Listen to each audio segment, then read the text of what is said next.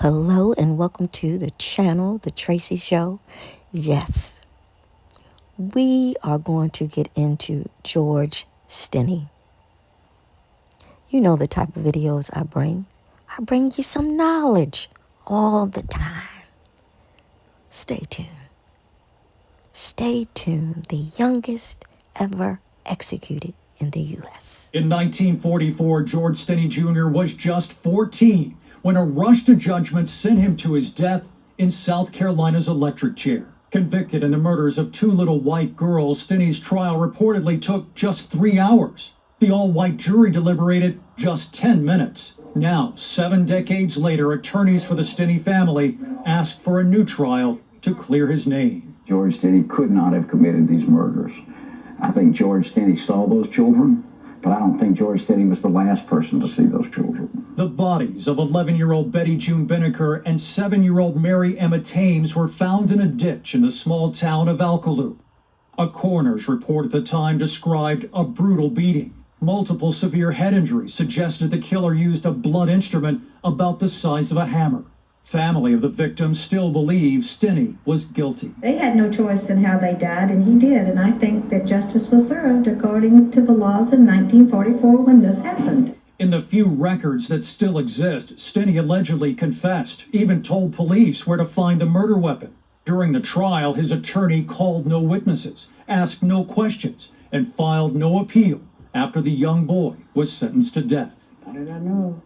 Today, Stinney's siblings testify the teen was innocent, with them the entire time. And I want to clear the air. We are not allowed to go any place without my mother's permission. They were very strict with us. We could not go no place, nowhere. And listening to the family on the stand today, they draw a picture of a case in which critical evidence seemed to be completely overlooked in this rush to judgment. They pointed out in a crime like this, there would have been a great deal of blood, and yet they found no blood anywhere on their brother's clothing. Don? The obvious question is, why did it take 70 years for this case to go back to court? This was a very slow-moving thing, but it continued to build over the decades. At first, the family was afraid to speak out. They actually had to leave their home. The siblings were talking on the stand today about how they had to leave in fear that a mob might show up to do them all harm after their brother was arrested. So they left in fear and didn't talk about it for a while. But they continued to keep the conversation going, and it took decades for them to find people to listen, to be curious, and to actually start doing research on this. They actually came up with some potential witnesses to bolster their case, including one man who was the cellmate of their brother, who said the young man at the time said that he did not do this and that he was forced into a confession. June 16th, 2024, marked 80 years since South Carolina executed 14-year-old George Stinney Jr. So we're looking at 81 years now. 81 years later, Mr. Stinney and his younger sister, Ami, were playing outside when two white girls approached them, asking them where they could find a particular flower. Neither Mr. Stinney nor his sister knew where the young girls could find these flowers, and they quickly moved along. That evening, when both young girls failed to return home, a search party was sent to find them. Mr. Stinney and his family joined the search party, and he mentioned to another searcher that he had seen the girls earlier in the day. The next morning, after a pastor's son discovered the bodies of both girls in a shallow ditch. Mr. Stinney was arrested and charged with their murders. According to police, Mr. Stinney confessed to bludgeoning both girls to death despite the absence of any physical capital murder, and RAPE tried, convicted, and executed in South Carolina's electric chair in just under 3 months. Just days after Mr. Stinney's arrest, his father was fired from his job, and the family was forced to flee town because of threats of violence. On March 26, a white mob attempted to lynch Mr. Stinney, but failed to do so only because he had already been moved to a jail in a different town. A month later, Mr. Stinney went to trial, but his family and other African Americans were not allowed to enter the segregated courthouse. Mr. Stinney's attorney had no experience representing capital defendants and failed to call any witnesses in his defense.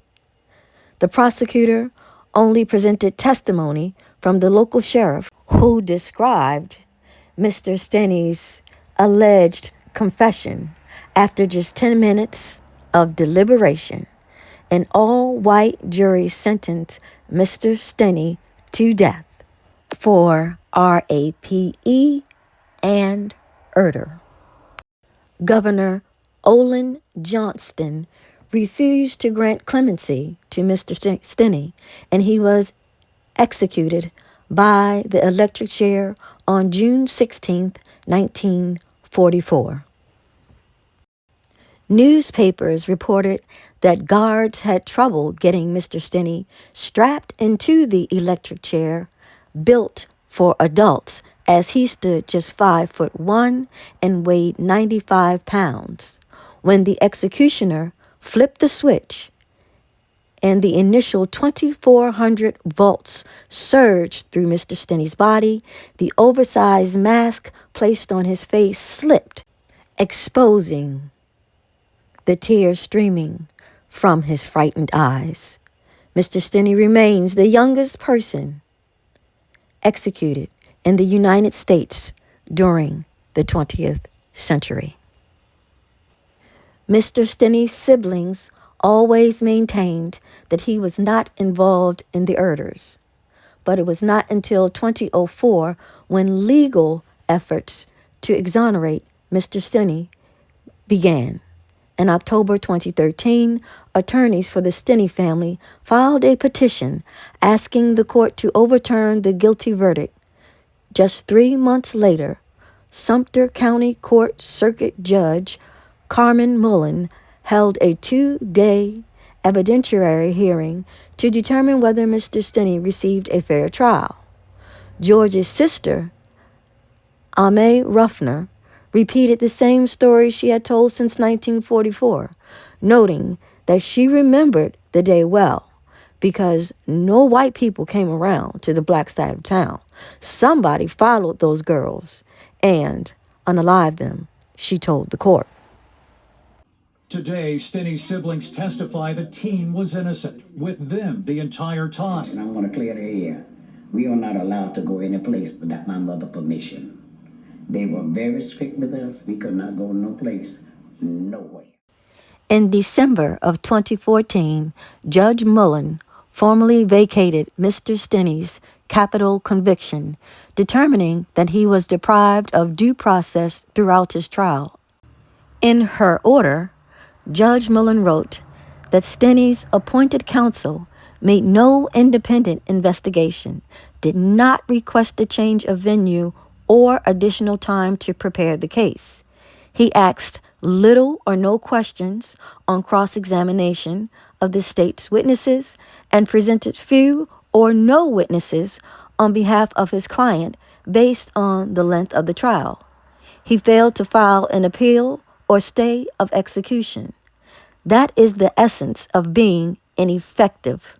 Quote, ultimately, Judge Mullen could think of no greater injustice than the violation of one's constitutional rights, which has been proven in this case.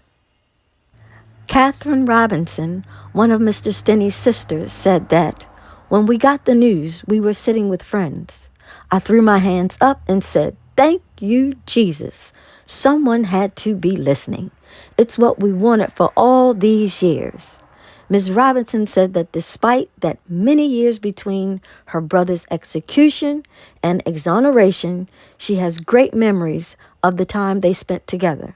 Quote, "I'm happy for this day because it's been such a long time coming. But then I cringe when I go back into that childhood and think of George back in the day," Miss Robinson said. "He had no one to help him. I get chills every time I think about it." Guys, let me know in the comments if you have ever heard of George Stinney Jr., if you have ever heard of this case, or let me know if you learned something new today. Let me know if there is something more that you would like to know about the case. Also, let me know in the comments if there is someone who you would like for me to find more information about. There's so much to our history that we don't know. We must continue to teach ourselves and to teach our children, because this is what they are trying to erase. Thank you for watching. Thank you for listening. Don't forget to like, share this video, and subscribe. George Stinney's sister Catherine remembers the day in 1944 like it was yesterday. This particular day, I went to the beauty parlor with my brother Charles, and my sister Amy stayed home with George. And when we came back, we met her on the road, and she said that George had been taken away. She said, "Taken away by who?" Some men came in the car and took him away. And that was the last. I never saw him again. Police arrested 14-year-old George in connection with the murder of 2 young girls. About an hour later, a deputy announced George had confessed to the murders. His trial lasted less than a day and resulted in George being sent to the electric chair, making him the youngest person in the nation to be executed during the 20th century. We're all aware that some atrocity went on years ago, and maybe make the people who did the crime and their families realize that they knew about it and didn't say anything about it. They just let it stand in the letters. This thing they're accusing me of, I am not guilty. That's it.